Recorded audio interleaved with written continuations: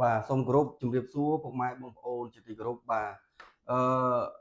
ថ្ងៃនេះយើងរៀនអំពីច្បាប់ចរាចរណ៍ផ្លូវគោកបាទដូចជានៅខាងនេះផ្ទាល់បាទនេះ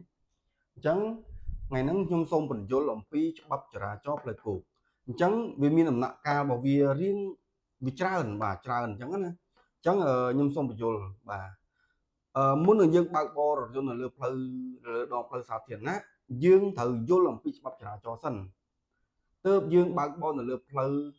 ឬក៏ដងវិថីសាធារណៈហ្នឹងវាអត់កកស្ទះឬមួយក៏បាទអឺ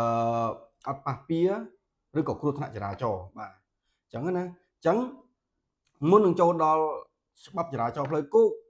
បាទអញ្ចឹងខ្ញុំសូមបញ្យល់អំពីអឺបាទសុជីវធម៌បាទសុជីវធម៌នេះសុជីវធម៌របស់អ្នកបើកបរបាទអញ្ចឹងសុជីវធម៌សម្រាប់អ្នកបើកបរបើយើងអត់មានសុជីវធម៌ក្នុងការបើកបរទេលោកអ្នកនឹងមិនអាចបើកបរនៅលើផ្លូវសាធារណៈបានទេបាទមូលហេតុអីបានយើងត្រូវតែមានសុជីវធម៌ក្នុងការបើកបរពីព្រោះថាបើសិនជាយើងបើកបរដោយកោងកាចចងេងចងាំងមិនគោរពច្បាប់ចរាចរណ៍អានឹងហើយដែលហៅថាគ្មានសុជីវធម៌នោះវ៉ាចែងគេចេញគេមុខក្រោយឆ្វេងស្ដាំណាអត់ស្គាល់កន្លងផ្លូវខ្លួនឯងអានឹងហើយដែលហៅគ្មានសុជីវធម៌នោះបាទអញ្ចឹងនេះគឺជាសុជីវធម៌របស់អ្នកបើកបរបាទសុជីវធម៌របស់អ្នកបើកបរមានអីខ្លះណាមានដូចជាអីគេការគោរពច្បាប់ចរាចរណ៍ការគោរពច្បាប់ចរាចរណ៍យើងអាចដាក់វាចូលជាគេហៅថាសុជីវធម៌ទេបាទចូលដាក់ចូលជាសុជីវធម៌បាទ2ពេលបើកទ្វារចេញឬចូលក្នុងរថយន្តអានឹងអាចដាក់ចូលជាសុជីវធម៌ទេត្រូវតែចូលក្នុងសុជីវធម៌ជុំបើយើងបើកទ្វារមកខ្វាក់ចងេងចងាងអត់ស្គាល់អំពីគេថាបើកមកវឹបវឹបហើយឬមួយក៏ពេលដែលបើកទ្វារហ្នឹងណាយើងត្រូវមើលតាមកញ្ចក់តាមអីឲ្យស្រួលបួលហើយនេះរថយន្តគេមកពីក្រោយឬក៏ម៉ូតូគេបើកមកពីក្រោយជួយយើងអាចស្ដាំហ្នឹងមិនអញ្ចឹងអញ្ចឹង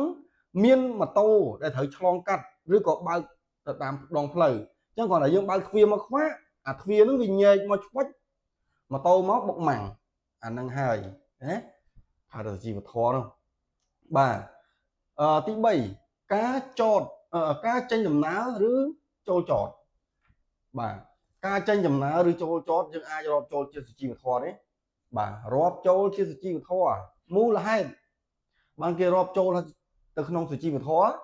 ពីព្រោះ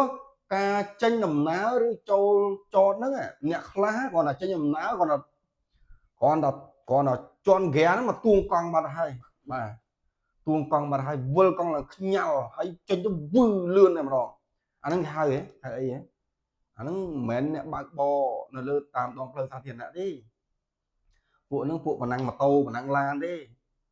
បាទពេលកំពុងបើកបរពេលកំពុងបើកបរហេតុអីបានរាប់ចូលសុជីវធម៌ដែរដោយសារតែពេលដែលយើងបើកនោះយើងបើកមួយបាទយឺតឬមួយក៏បើកបរទៅតាមកន្លងរបស់ខ្លួនមុននឹងវ៉ាចែងមុននឹងអឺបាទមុននឹងវ៉ាចែងឬមួយក៏យើងត្រូវសុំផ្លូវគេឬអីអាហ្នឹងហើយបានចាត់ចូលជាសុជីវធម៌ចូលបើយើងបើកលឿនងូងរោម៉ាស៊ីនងេងងាងចូលសុជីវធម៌ទេអានេះហៅអីគេហៅអីក្មេងទំនើងហើយបាទ5អីគេនេះ5នេះបាទប្រើភ្លើងបាទប្រើប្រាស់ភ្លើងសញ្ញាបត់ឆ្វេងឬបត់ស្ដាំហេតុអីបានគេដាក់ចូលក្នុងសុជីវធម៌ក្នុងការបើកបរដែរដោយសារតែពេលដែលយើងបត់ឆ្វេងឬបត់ស្ដាំហ្នឹងយើងបត់តាមនេះយើងបត់មិនមែនចេះតែសញ្ញោពុបបត់ភ្លាមណាឬក៏បត់កោងវឺតហ្មងអត់មានបន្ថយលបឿនឬក៏បើអន់លបឿនយឺតក្នុងការបត់ឬក៏មើលឧបសគ្គឲ្យបានឆ្វេងឲ្យគ្រប់ជ្រុងជ្រោយអីទេបត់វឺហ្មងអាហ្នឹងហើយកាត់ចាត់ចូលជាបើថាយើងបើកទៅវឺក៏អត់អាចគេហៅថាមិនមែនជាអ្នកបើកបរលើផ្លូវសាធារណៈដែរណា6ការប្រើប្រាស់ display ឬសំឡេងបាទនេះសំខាន់ពីមុនដល់ថ្នាក់មានមន្ត្រីបាទឬក៏មន្ត្រីធ្វើចរាចរណ៍ឬក៏មន្ត្រីដែលមានសមត្ថកិច្ចណាគឺគាត់បានហ ហៅម៉ូតូមួយចំនួនបាទឬក៏ឡានមួយចំនួនយកមកអីយកមកដោះចំផ្លេចេញវាគាត់សំឡេងចំផ្លេគាត់ចំផ្លេម៉ូតូទេមិនដាក់ចំផ្លេដល់ឡានបាទអីទៀតការប្រើប្រាស់ចំផ្លេហ្នឹងក៏វានេះដែរគាត់ពេលខ្លះគាត់ប្រើប្រាស់ចំផ្លេហ្នឹងនៅតាមមន្ទីរពេទ្យចិត្តមន្ទីរពេទ្យក៏ចេះចំផ្លេដែរបាទឬមួយក៏តាមដងផ្លូវគាត់ប្រើចំផ្លេដែរតាមការពិតណាក្នុងទីក្រុងគេមកឲ្យប្រើចំផ្លេផងគេមិនទៅឲ្យប្រើទេចំផ្លេទីជុំជនបាទចិត្តមន្ទីរពេទ្យចិត្តសាលារៀនគេឲ្យប្រើទេចំផ្លេណាការផ្ទុកទំនិញយើងរាប់ចូលជីវធម៌ទេត្រូវតែរាប់ចូលជីវធម៌ដោយសារអីពេលដែលយើងផ្ទុកទំនិញដាក់ទៅខ្ពស់ពេកលិចពេកកពេកលើសស្តង់ដាររបស់មន្ទីរដែលបានកំណត់ឲ្យយើងដាក់ទៅចង្ងាយអាហ្នឹងហើយគេហៅថាអសុជីវធម៌នោះឬក៏ផ្ទុកទំនិញដែលវាវែងលយហួសពេកណាបើយើងចង់ដឹករឿងវែងអីនៅគេមានកណាត់គេមានអីចងឲ្យជាសញ្ញាបាទការជួយសង្គ្រោះអាចរាប់ចូលជាសុជីវធម៌របស់អ្នកបើកបររាប់ចូលនៅពេលដែលគាត់ឃើញគ្រោះថ្នាក់អីមួយបាទគាត់ត្រូវតែទៅសង្គ្រោះបន្ទាន់ឬមួយក៏ call ទៅលេខទូរស័ព្ទរបស់បាទភ្នាក់ងារ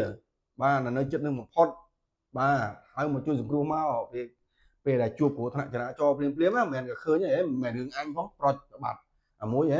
អញមិនខ្វល់ទេបាទប្រតិបត្តិអាហ្នឹងក៏អត់ល្អដែរណា